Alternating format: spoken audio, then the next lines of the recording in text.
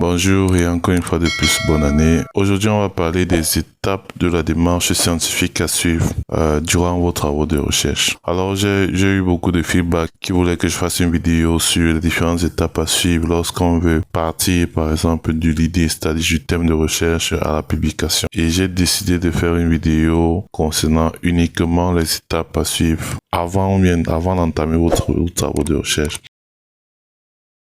C'est l'identification d'un problème. D'accord, ici, il est question d'un problème qu'on observe dans la société autour de nous ou bien qui n'a pas encore été étudié. Je vais faire une autre vidéo un autre jour pour voir exactement l'importance et pour expliquer l'importance d'une revue de littérature.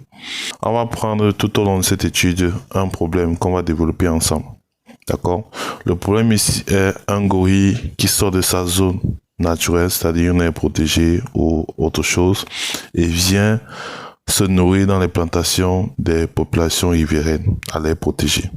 Donc le problème, c'est la destruction des plantations. Les acteurs mis en cause, c'est le gorille et on a les populations qui sont les cultivateurs. Donc, l'identification du problème observé, c'est exactement de ça qu'il est question, c'est-à-dire un problème qu'on observe autour de nous dans la société. Tu as observé un phénomène qui se passe, qui se produit et tu te poses des questions. Pourquoi ça se passe? Quelles sont les causes?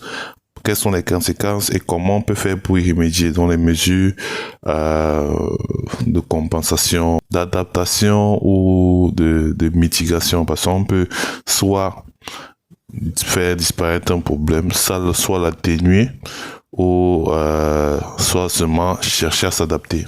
Par exemple, les changements climatiques, lorsque il fait de plus en plus chaud, vous ne pouvez pas changer l'augmentation de la chaleur. Disons à l'instant T, peut-être sur le moyen et le long terme, en plantant des arbres, ça va changer, mais à l'instant T, tu es obligé de t'adapter.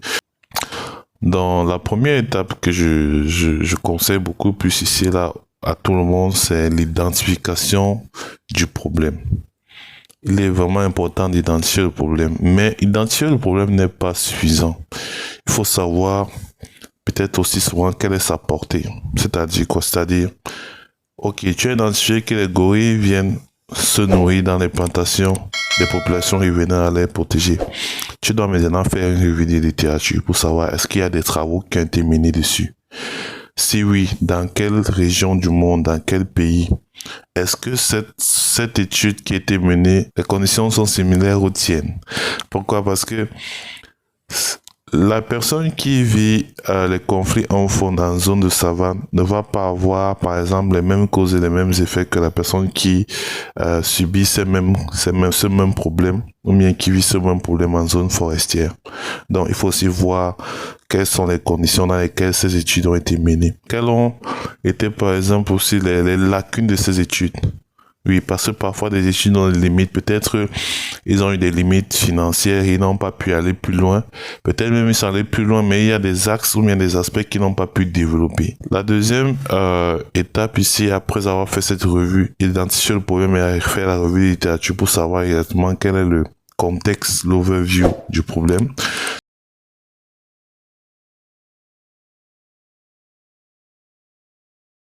Tu dois maintenant faire une tentative de réponse au problème, c'est-à-dire tu dois formuler des hypothèses. Maintenant qu'on a observé que le gorille sort de sa zone naturelle, c'est-à-dire de l'aire protégée pour manger et se nourrir dans l'implantation des populations riveraines, tu dois faire une tentative de réponse même avant déjà de commencer l'étude. Pourquoi? Parce que ça va te permettre de savoir où tu vas, ça va te donner une vision et un cap.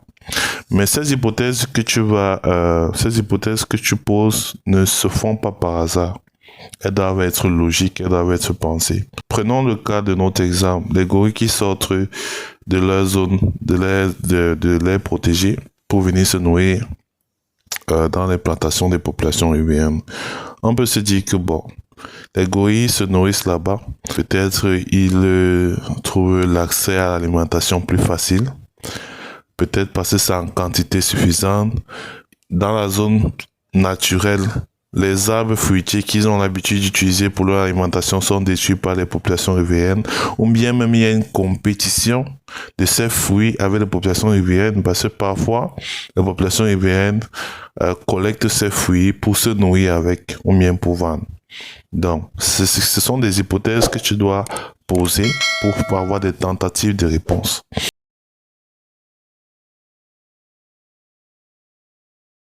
La troisième étape, maintenant, on doit vérifier nos hypothèses. Et pour vérifier maintenant tes hypothèses, tu dois faire une expérience. Tu ne peux pas vérifier, confirmer ou infirmer une hypothèse si elle est vraie ou fausse si tu n'as pas fait une expérience. Ici, il est question de faire une observation structurée, c'est-à-dire produire des données quantifiées et faire après des analyses, des interprétations et autres. On ne peut pas commencer une étude, par exemple, sans établir ce qu'on appelle le protocole de recherche.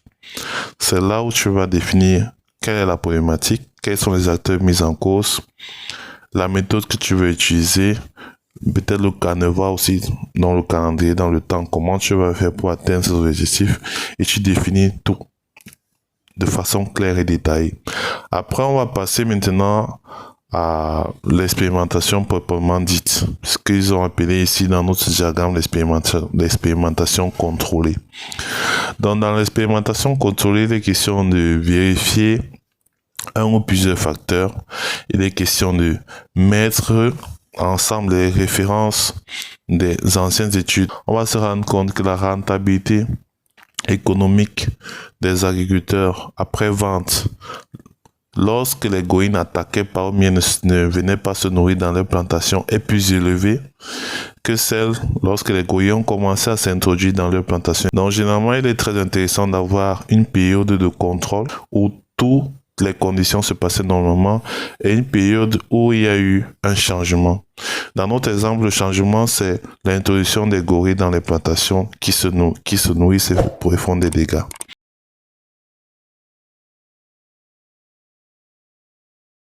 La quatrième étape ici concerne l'accumulation et interprétation des données.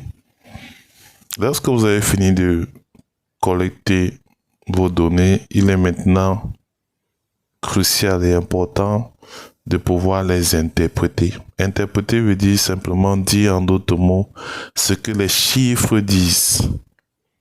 Parce que l'interprétation, c'est l'interprétation des résultats. Et ici, il est question des données mesurables, corrigées dans les tableaux, des figures.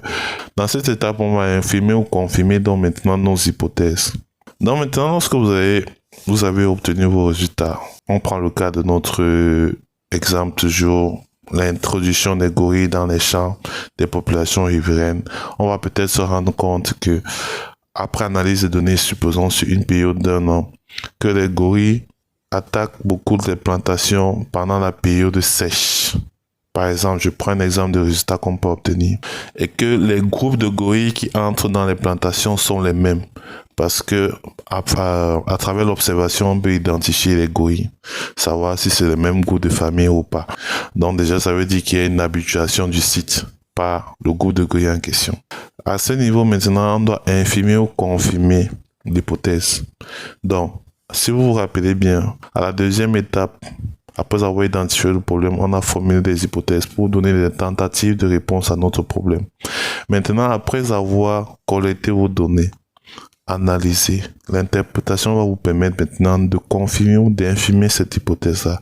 C'est-à-dire, si vous avez posé l'hypothèse selon laquelle les gorilles viennent se nourrir dans les plantations tout au long de l'année, à cette étape, on peut confirmer cette hypothèse en disant que les gorilles viennent se nourrir dans les plantations des populations riveraines toute l'année, mais ils viennent beaucoup plus en saison sèche. Là aussi, c'est à vous d'expliquer pourquoi ils viennent beaucoup plus en saison sèche. Ça fait aussi partie de votre travail. Pourquoi ils viennent seulement en saison sèche et non pas beaucoup plus en saison de pluie.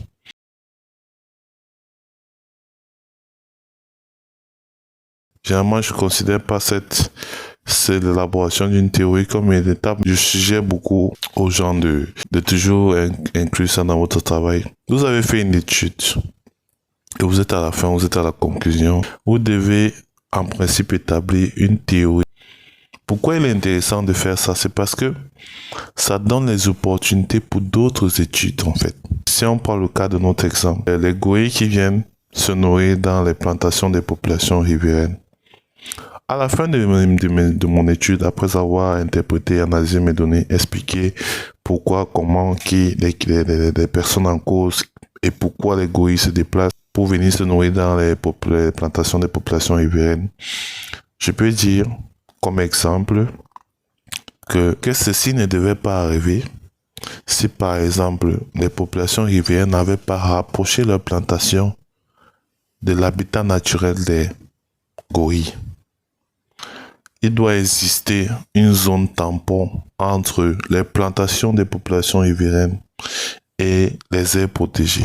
Ça va donner l'idée à une autre personne de se dire, ok, pourquoi ne pas étudier la variation spatio-temporelle des différents types de cultures des populations riveraines aux aires protégées. Et lui, maintenant, il va aller, après avoir lu votre théorie, étudier quel est le couloir de migration des cultures des populations riveraines au cours de l'année.